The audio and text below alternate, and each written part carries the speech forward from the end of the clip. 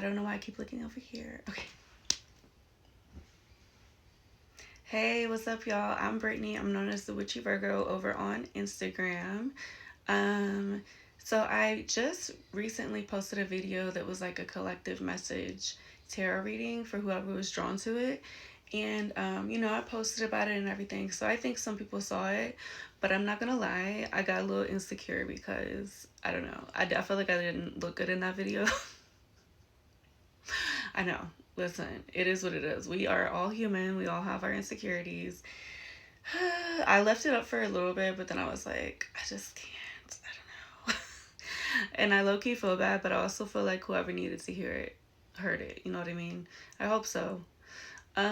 Anyway, so I have said previously I plan to like make some more videos, try to do it more consistently. I'm bad about staying consistent with like posting stuff. So, um, anyway, tonight for a little bit, I was going to talk about the full moon. We just had the full moon in Leo, I believe, last night. Um, I'm not an astrology girly, so I don't really know every little thing, but I do follow some astrologers and stuff like that. And what I do know about the full moon, people kind of debate this, I guess. Excuse me. But I feel like the most widely agreed upon thing that you do during the full moon versus the new moon is releasing things. But I do think that it's also a part of manifestation.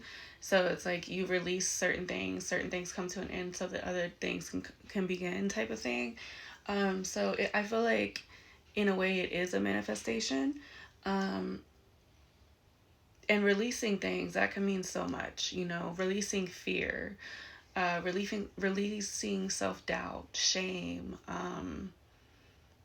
anger, stuff like that. Like, it can also be, releasing toxic cycles, addictions, toxic relationships. And I always, when I do that with myself, I don't know where that cut off. So I was talking about the full moon and releasing things. And so releasing fears and self-doubt and all that, but then also it can be something more tangible, like releasing an addiction or a toxic relationship or habit or whatever. And when it does come to relationships, for myself, I like to say, releasing this thing, with love, um, no harm done. Like, go, people can go their separate ways and still have love for each other from a distance or not, but just at least no hostility and no one's harmed. I always like to kind of add that in because that's important to me. And, but yeah, like releasing self-doubt, releasing self-limiting beliefs, um, releasing the idea that you have to be perfect or something has to be perfect, in order for it to be good. Or for instance, when it comes to a relationship with somebody, feeling the need for something to be for the relationship, for your life. Some people feel like if their lives are not perfect, they don't have all their ducks in a row, so to speak, the sort of goals they wanted to meet before really settling down. That can be something that really blocks relationships from growing. And it's not because there's not enough love there or anything. It's just for some people, they have this image in their head of like, this is what their life is supposed to be before they settle down with somebody and have like a family or whatever. A lot of times it's financial or whatever. And that can really, really prevent people from, that type of thing. So, releasing these self-limiting beliefs. And the Hierophant tarot card comes to mind. A lot of times when that comes up for me in readings, I talk about like people, maybe you've always done things the conventional way and maybe now the guidance is to not always be conventional. And if you have this rigid idea of what your life is supposed to be and what it has to be, you really are going to block a lot of your blessings, not just in love, but in career and so on and so forth. You are going to block opportunities. It's okay to have an idea of what you want your life to be. In fact, that's part of what manifesting is. but you have to kind of try to detach from the outcome and know that regardless of what the outcome is going to be, it's going to be the best one for you because you trust in God and the universe and yourself to do the right things, so on and so forth. That's a part of manifesting. Because you can either choose to be miserable, you can choose to be happy. That's not to downplay anybody's situations, of course, of course, of course, but just in general, when we're coming to manifesting and like maybe our life isn't exactly how, and of course we can always continue to work towards what it is that we want. That's not to say, oh, just be content with what you have and be grateful and that's it. No, you can be grateful and also want more and strive for more. um, but it's to say that, like, you know, in your heart, in your mind, in your soul, that your life is going to be good. You're gonna end up with what it is that you need and what's gonna make you happiest. You know, you put out the prayers and the manifestations. You trust in the universe and God and your angels to guide you. You trust in your inner self. You trust that you're gonna do what you need to do. You trust the process. And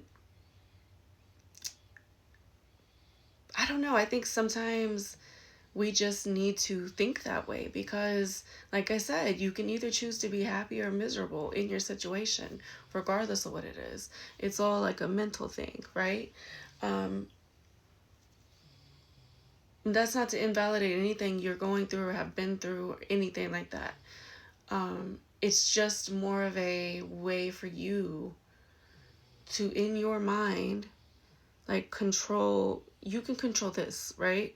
You can control this. You can control how you think and how you react to things, right? You can't control nobody else. You generally cannot control external factors, right? But you can control how you let those things affect you to an extent, of course, obviously. You know what I'm saying? Like, we're not talking about extreme circumstances, but you can decide if you're going to let something keep you down, if you're going to let something make you a victim for your whole life, if you're going to let something make you miserable. You can choose to be happy. You can choose to fight. You can choose to progress and to keep going despite fear, despite trauma. Work on your shit.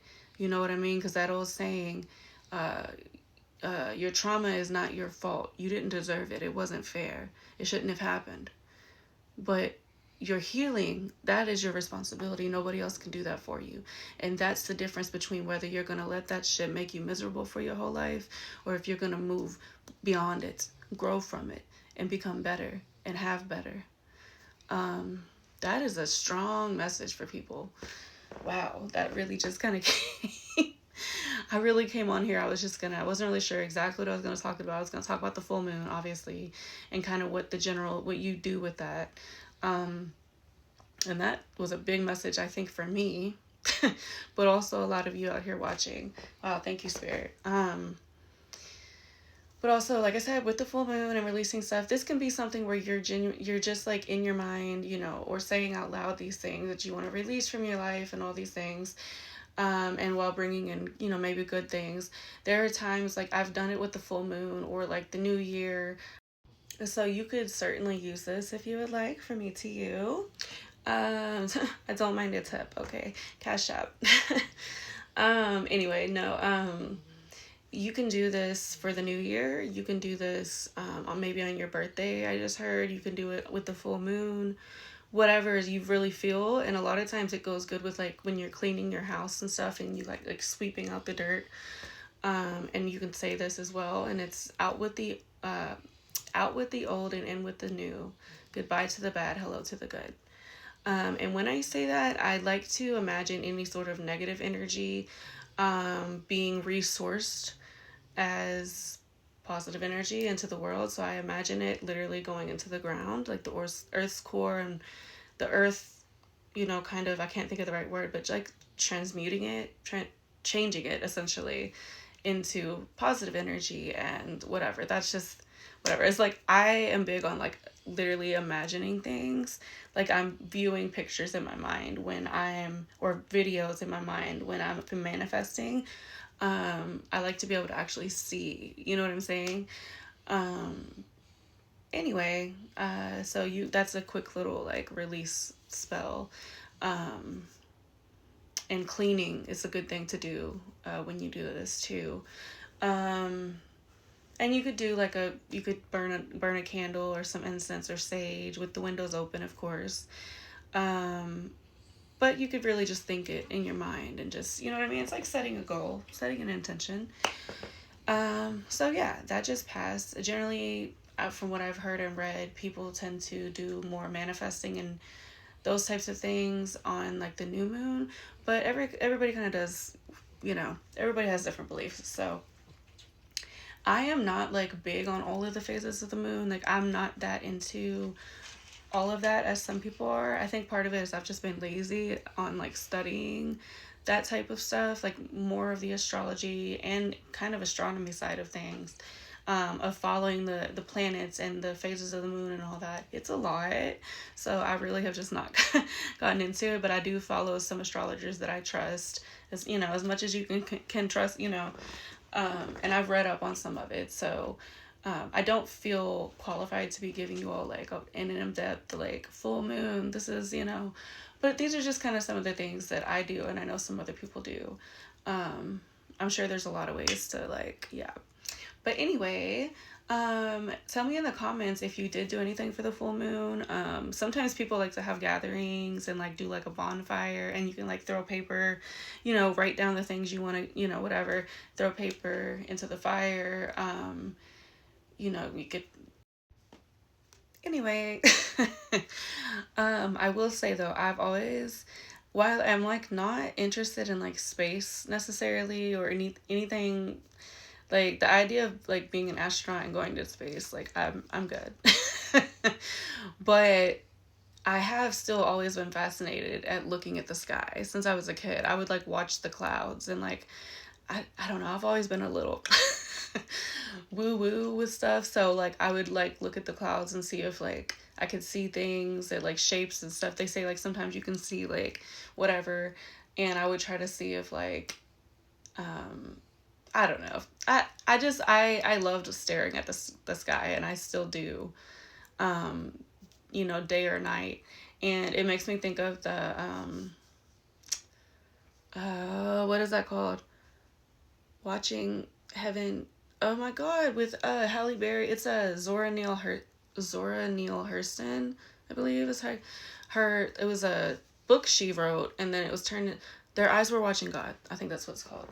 Oh, that's a really good movie. It's kind of sad, but it's very. It's just like it's kind of different. Like it's very poetic in a way. Anyways, Zora Neale Hurston. But that's what like I've done that before.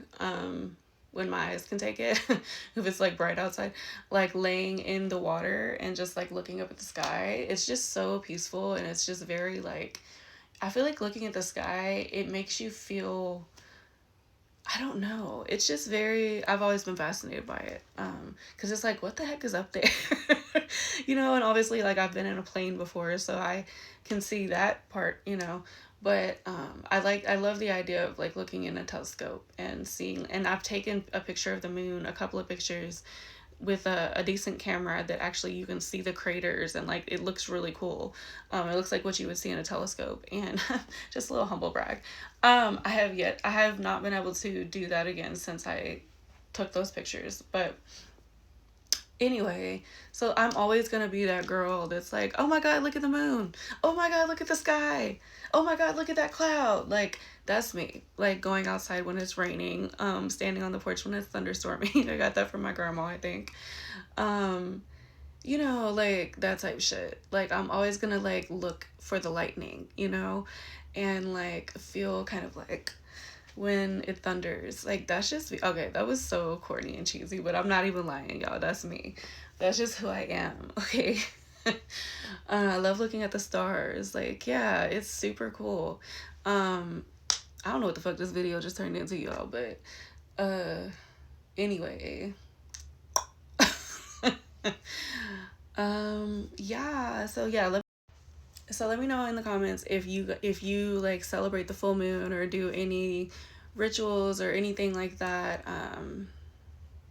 Is there any traditions that you have for the full moon or the new moon? And what if you want to share what some of those things are? And also, if you want, please let me know what type of things you would like for me to talk about. Some of you may be coming from my Instagram page. and maybe like my old TikTok page. And so you may already kind of have a general idea of like, kind of like who I am a little bit to an extent, and like the type of stuff that I post or whatever. And some of you may not know me at all. But anyway, if there's anything like spiritual or whatever that you want me to talk about, I would love to bring some people into these videos too, but excuse me. Yeah, tell me what you want to hear people talking about. And what else? Oh yeah, Buckeyes.